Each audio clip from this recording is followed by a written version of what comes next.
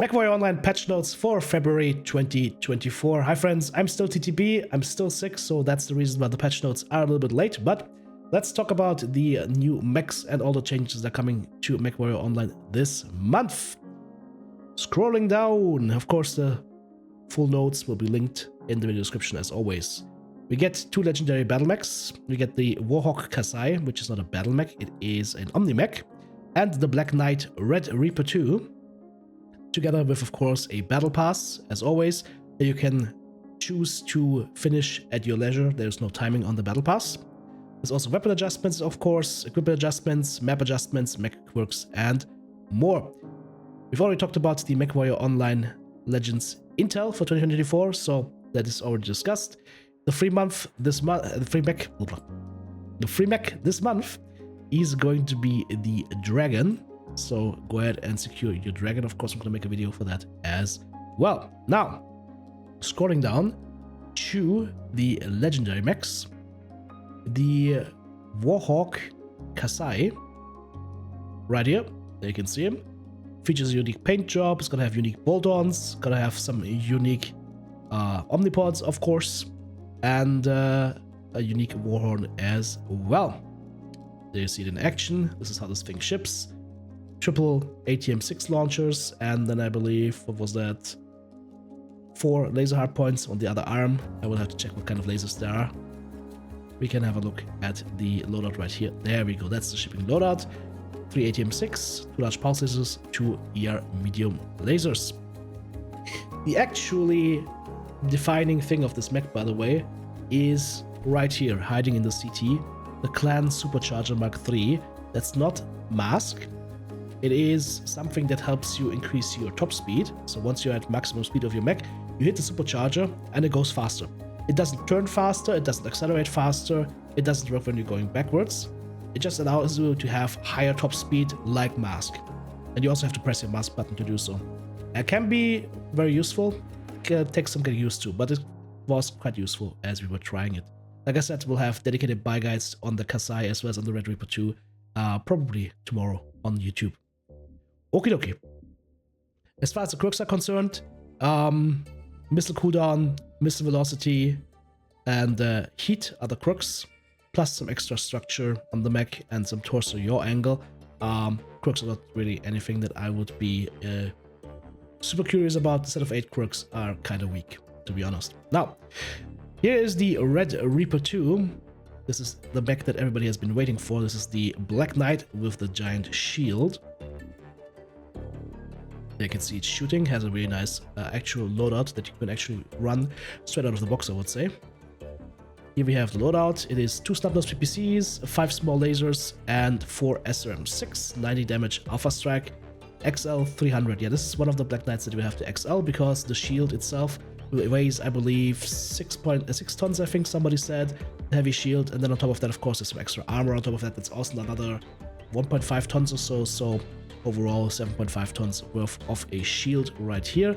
That's purely defensive, not weapons, but then again it has a lot of weapon hardpoints, so you can actually make this thing dish out a lot of damage as well. As far as the quirks are concerned, some extra armor, like every Black Knight gets, extra structure on the arm. That's it. There are no discerning quirks on this mech, unfortunately. Moving on to the weapon adjustments part. Rack 5 and Rack 2 have been toned down in muzzle flash as well as cockpit check impulse, which is really, really nice. A little bit less cockpit check impulse, and muzzle flash tone down is of course going to be very helpful, especially for those mechs where you are using racks very close to your cockpit and you're just permanently blinded. Hags are getting a tiny buff. The heat is getting reduced a little bit, 6.25, so 0.75 on the Hag 20, 1.5 on the Hag 30, and another 1.5 on the Hag 40. I think that change is okay, because Hags these days are kind of hot, and this is just a tiny heat reduction. I think that's an okay change. Cauldron is still trying to find a good spot for those Hags. Lerms. Standard and Artemis, Clan Inner Sphere. Max trajectory arc in indirect fire mode is increased to 150 meters from 100 meters, aka revert of the change made in January patch. As far as the arc is concerned for indirect fire, which is definitely needed because, let's face it, with the current arcs that were in the game, it was kind of unusable. So that's a good change. Learners will be happy. Equipment adjustments. New omnipods. The left arm and right arm pods for the Executioner Sovereign Hero Mech are added for use with the Executioner chassis. These arms protect pods offer 2 ballistic hard points each. You get those by reaching tier 20 on the Sovereign Legendary Mech Battle Pass. If you already have tier 20, you will get these arm pods in this patch. And you can have a look at the quirks in there as well. The pods have 2 ballistic hard points and can only be acquired by purchasing this legendary battle mech, which is of course a great incentive for PGI, for the players to actually buy this mech. I don't have any problems with that. It's a unique feature, and if I see legendary mechs that have unique features, that makes them interesting to me. I don't want another hash of like existing stuff, right? I want unique stuff, so here we go. Also, they fixed the jump jet count. You won't be able to increase the amount of jump jets on the Executioner Sovereign anymore. It's gonna be 2 jump jets, that's it. The Sovereign is gonna be the slow Executioner that only has 2 jump jets, but instead of 8, now reads PPC heat skill limit +2. It's not here, but it reads that. PPC heat skill limit +2. You could run 4 ear PPCs, but the problem is they are too light, and you can't go single heat sinks with that mech. So what you can try out, if you want to have a build for this mech right now, I can tell you right now, 2 PPCs, 2 Gauss rifles, Alpha Strike. It's the good old Gauss peeps days. A lot of fun. Try it out. Mech adjustments. Here we go. Jenner. Oxide gets a slightly increased turn rate and a increased yaw and pitch. So this is just consistent with the other Jenners. I already talked about the Executioner Sovereign, that the Omnipods will only have 1 jump jet in the legs now. And the stock loadout is now updated to include 2 SRM2s in the right torso. Okay, whatever. Longbows! Torso and arm pitch limits made consistent with the LGB-OH. So, maximum torso pitch angle reduced to 30 degrees from 40 degrees. Maximum arm pitch angle from 30 degrees up to 40 degrees. So you can actually pitch your arms down further now, but your torso is not as much. Okay. I mean, are longbows insanely good assault mechs? No. So was this needed? I don't know. Maybe as much as, I don't know, a 6th toe or a 7th nose. I don't know. Question marks. Okay. Longbow 12C, we get maximum arm pitch angle, but that's the same thing though. Arm pitch angle increased to 40 degrees, basically. Yeah, there we go. Alright. Some question marks, but nothing to get worked up on. Quick adjustments. The Hellspawn. SM and LRM heat skill limit is consolidated just in missile heat skill limit +1. Nice. Crusader 3R, the LRM heat skill limit gets removed. Instead, it's going to be a missile hit skill limit +1. Nice. 10% cooldown and 20% LRM velocity. If you go LRMs with a Crusader, somebody will come out of the closet wearing chainmail with a giant cross on there going, Deus Volton's gonna slap you. Don't learn on Crusaders. It is not very much Crusader-like. That's what the Saracens do. So don't learn. Crusader 5M. LBX spread removed. 20% ballistic velocity removed. 15% flat weapon spread added. 20% flat weapon velocity added. Nice. Weapon velocity. So that's also good for just plain velocity then. But just call it velocity. Okay, whatever. Ballistic cooldown 40%. Okay. Alright. Gonna have a look at this mech. 40% cooldown, 20% velocity, 15% spread. That sounds juicy. Jägermechs, the 6A. AC20 heat skill limit +1 is now ballistic heat skill limit +1. So if you want to do some Rakataka, now might be a chance. And the Jägermech double D, 10% UAC heat buff added. 10% reduction in UX heat. That's nice. The Victor, the Octo, I've talked about this already. They're increasing the armor bonus on the arm by another +20, which is needed definitely because the arm takes a lot of damage. And it's now going to be a medium laser family heat skill limit +4, so that includes the medium X pulse lasers now. So I'm gonna be curious to see how this thing handles with medium X pulses. I'm gonna guess that it's not gonna be as good though. It's nice if you're pushing somebody down, but for just trading, you want to be able to shoot and twist or jump, shoot and vanish. So I feel like the X pulses might actually kind of trap you into face tanking that you shouldn't do, but we'll see. Mortar Knockout. We've tested this already, it was a lot of fun. They removed the LBX spread, missile spread, and missile velocity. Instead, we get 25% ballistic cooldown up from 10%, 10% weapon spread, 50% weapon velocity.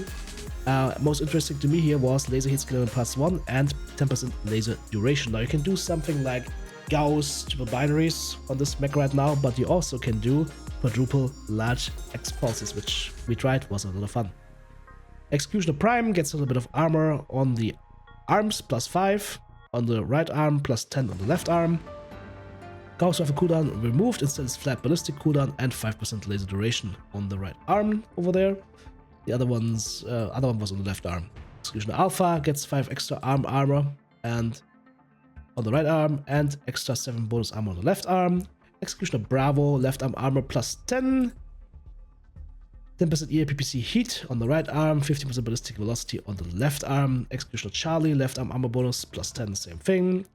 Delta, same thing with the arm armor. Executioner Echo, also 5% laser duration to the right arm. Armor, same thing. Executioner M, arm armor, again, arm armor, blah, blah, blah. Here is the Executioner Sovereign. Here is the noted EAPPC heat skill +2 instead of 8, plus an extra 10 CT armor, plus extra armor, what? Left torso and right torso armor port bonus in CT port. Okay, so your CT adds extra left torso and right torso armor, interesting, and 15% jump jet burn time.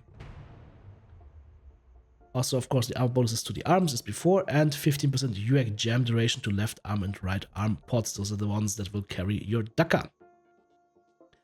Arm only pods only, 15 armor bonus, 10% ballistic cooldown, and 10% LBX spread. So if you want to do an LBX build on the Sovereign, you can do that. King Crabs, the 000, quadruple 0, and 000 Bravo have removed the AC20 heat skill limit +1. Instead, it's going to be a ballistics heat skill limit +1, which means that something like triple rack 5s, nah, probably not because they're too big, but quadruple rack 2s are going to be a thing that is possible. Plus whatever weapons you want to build on top. Map adjustments. Here it gets interesting. Remember what I'm always crying about, what I've cried about for the past 2 years? Dominant Desert. Domination moved for more balance between sides. Domination circle radius increased by 200 meters, so by 50%. Changed Subliminal Rift spawns to be more similar to Canyon Network spawns. Yes! Changed Polar Highland spawns to greatly reduce travel time to center. Yes! Yes. Thank you for that. My next question will be, why the fuck does it take over 2 years to do something like that? I'm happy it's here, finally. Good. More of that, please. But also, why the fuck does it take so long, guys? Come on. Store updates. The War Emu and the Scale Shot are now available for MC. The War Emu is the Ballistics Stalker, and the Scale Shot, of course, is one of the best SRM mechs in the game. It's a Viper. So both are excellent mechs. You can now get them for MC. Bug fixes. Fix the hitbox bug with the Roughneck Bolt Ballistic Torso and Clan Mask Mark IV.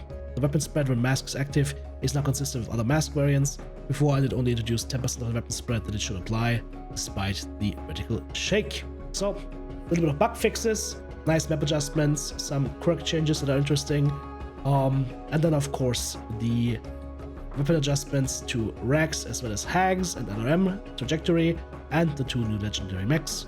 I would say really solid patch, some good stuff in that. Should be fun. We're playing it right now. It is fun, so go ahead guys, try it out. If you're currently not playing Mechwarrior Online, what's keeping you from jumping back again? It's still free, unless of course you buy mechs, which, hey, if you like the game, why not? Hope this was helpful to you guys. If it was, let me know in the comments below. Thanks for watching. Thank you so much, supporters. Couldn't do it without you. If you want to join Team TTB, check out the join button right here on YouTube, super thanks button in the comment section, or of course the links to Patreon or the merch store listed in the video description.